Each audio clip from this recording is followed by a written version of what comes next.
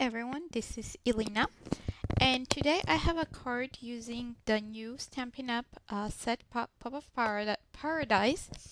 This set will be available for purchase starting June 1st, and it's a little sneak peek as well as the Fleur de Flamingo ink pad that you see on my desk here. So I'll be stamping the flamingo. I'll be using 3 different colors, and I'll be using some masking technique. However, this time the masking won't be done on the paper, but directly onto the stamp when I stamp the flamingo. And I have here micropore tape. However, when I did it first, especially the black ink bleed through, so I'm using sticky notes to mask that, but the sticky notes that are fully sticky on the back. So that way I don't just waste the whole, I can use more of the space of that sticky note. So let's get started. I'm cleaning up my stamp here, and then I will be using the basic black ink, and here are my sticky notes. I purchased them from Amazon. There are 12 packs in one packaging. So I'm inking with black and then masking it so that like the little off sides don't come out on my piece of paper. Then I'm cutting a smaller piece of that sticky note and then larger one to cover the whole flamingo to just stamp that beak. Next, I'm cleaning up my stamp, and now I'll go with the Fleur de Flamingo ink pad, and I won't be masking it out because it's lighter than the black, so it doesn't really matter. So I'm just dabbing with that towel from on the top and wiping the legs a little bit, and then I'm going with the Strawberry Slush retired ink now, but it went very nicely with the Fleur de Flamingo, and I stamped at the top. So next I'll just do the eye. I want it to be black, so I'm going with Stampin' Up marker in basic black.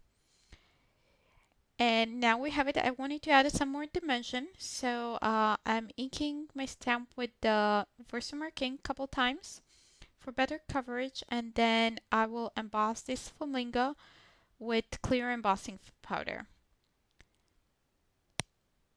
So there's my flamingo, and now I'm heating it up to melt that embossing powder. So sorry, you saw my head right there. I had to look closely to see how, to make sure that it's embossed everywhere. Next, I'll stamp 2 of the leaves using the Cucumber Crush and Emerald Envy. So I have those leaves, and you'll notice that I trim my stamps around the edges. I really don't like that extra rubber there. Sometimes it can end with ink, and when I stamp it leaves marks, so that kind of ruins my project.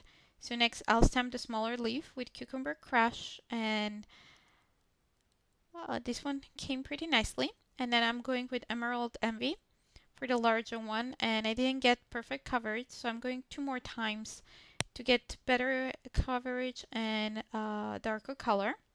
So we have that one.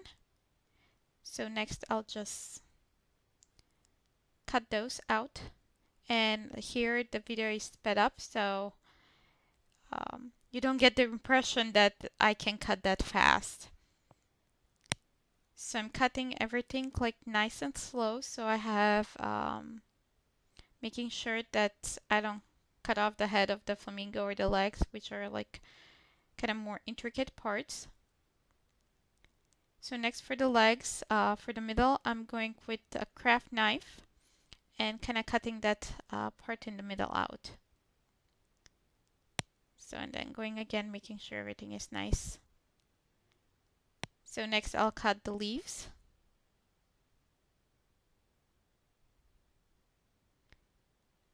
And then the last leaf, the large one.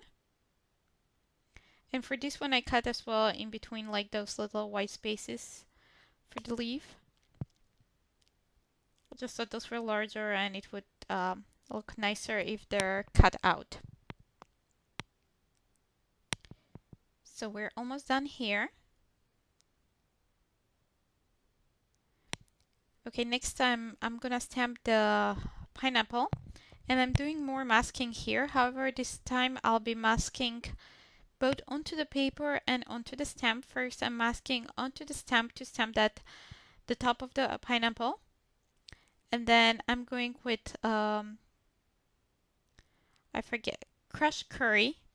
So I'm stamping, I'm masking the top of the pineapple. However, I didn't get like perfect coverage for that top, so I'm masking on directly onto the paper to have that little part stamped nicely. And then I'm cutting out my pineapple. And the advantage of the MISTI is that when you stamp, you can repeat that stamping without having to worry to position it perfectly. Once it's on that door and you have made sure that your piece of paper is right in the edge, you're in the corner, it doesn't move, it stamps perfectly. So you can see here that I stamped that sentiment a few times. First time I didn't really like how it came out. So next I stamped it again and I'm cutting that one out. And I can't remember if I saw in the catalog a matching die for this banner, but it might be or may not be. I'm not 100% sure. I know there are some new banner dies and a punch, but I'm not sure if I can't remember if it matched this particular banner. But it's not that hard to cut it out by hand with the paper snips. So I have all my elements. And you will see there that I already had stamped that leaf onto the panel and I pre-cut it, and like I have some blue sponge there. My phone turned off while I was recording the video because it ran out of memory, so that part is kind of excluded. So I'm arranging my elements and then I'll just adhere them. And then the pineapple and the flamingo. And I'm just making sure they're where I want them to be. So I'm applying some of the detail, that glue. I can't remember. I know like it's Pico Embellisher, but Stampin' Up has their own glue in the same kind of bottles, but I can't remember right now what's the name of it. So now I'll adhere lift up the flamingo leg and adhere the pineapple under it. Next, I'll be using some mounting tape to pop that sentiment up so it has a little bit more dimension. So I'm just making sure that that will adhere nicely, that I have it covered with mounting tape on the all sides. So we have that one. So my front panel is pretty much done. I'm just adding some, you'll see what I'll add. Now I'm stamping the background, which is the card base that's made of floater flamingo, and I'm stamping the pineapple with Versamark ink. And next I'll just pour some clear embossing powder. I thought to leave it just with a Versamark ink, but it didn't really come. I thought it will be a little bit darker, so it wasn't really pleasing to my eye. I could hardly see the pineapple, so I decided to emboss it. So I'm heat setting it now to melt that embossing powder, and you can see how those pineapples start popping up from my card base. Next, I'll just adhere I'll add the rhinestones, and I'll use some mounting tape to adhere my panel onto my card base. So, and just position it there perfectly. And there you have it. Thanks for watching and see you soon. Bye.